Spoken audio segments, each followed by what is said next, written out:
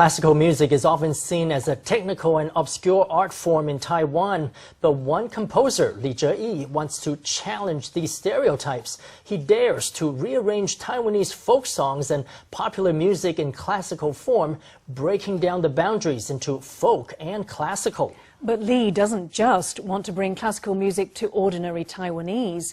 He wants to take this music to the world stage. Our Sunday special report.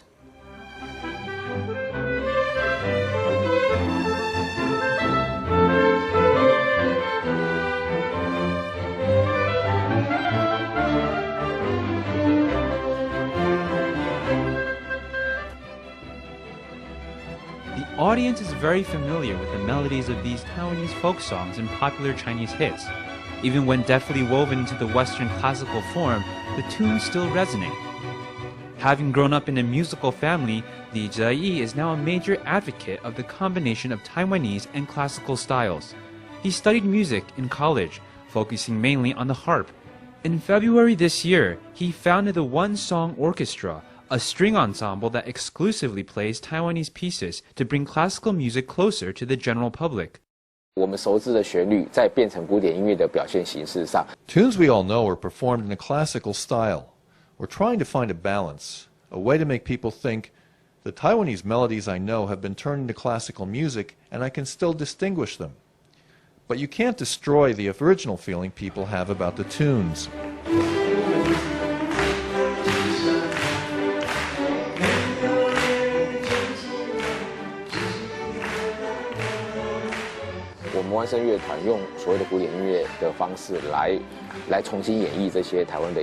One Song Orchestra uses the classical form to reinterpret Taiwanese music. I think we're looking for ways to let it shine more brightly. Che-YiOne's classical reinventions of Taiwanese songs don't just aim to upend people's assumptions about classical music being inaccessible. He has even greater ambitions. The staff we use in classical music can be understood all around the world by anyone who has learned to play classical. So a classical musician anywhere in the world who picks up these sheets can immediately play a Taiwanese song. In this way, Taiwanese music can find a place on the world stage. The average age of the orchestra's violin section is only 30 years old. All of them have orthodox classical music backgrounds. But they're not afraid to be labeled as heretics in joining Che-YiOne's mission to reinvent popular Taiwanese songs. A lot of us have actually spent quite a few years studying abroad.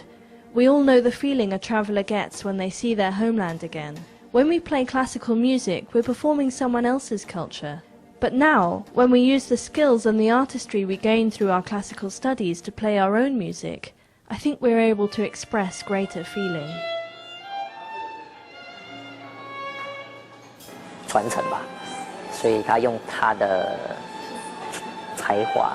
It's about heritage. He uses his talent and skill to rewrite these tunes and reinterpret them through classical means. It means the last 100 years of beautiful Taiwanese culture can continue to be passed down, and we all really want to take part in that. In the initial rehearsal since the orchestra was established, Lee has not pocketed any wages, and he spends his spare time working on the project and on sales of the orchestra CD. Founding the orchestra has already personally cost Lee more than 1 million NT dollars. Operating costs and concert expenses rack up quickly, and the original investment was quickly spent.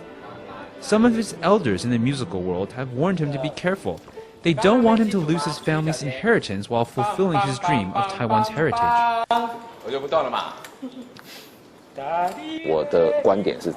My position is this. Nobody has ever done something like this before, so the value of others' experience is all hypothetical. If I've never done this myself before, then nobody has the right to tell me whether I'll succeed or fail.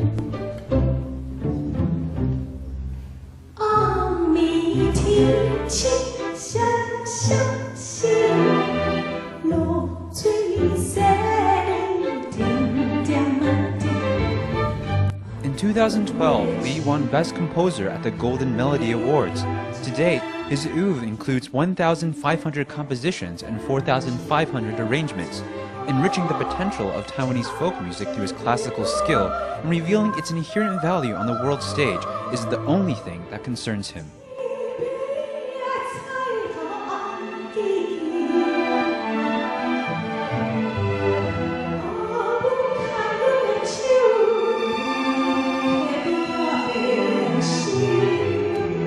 When the parents of One Song Orchestra's players attend their concerts, you can see why they are touched by Lee's works.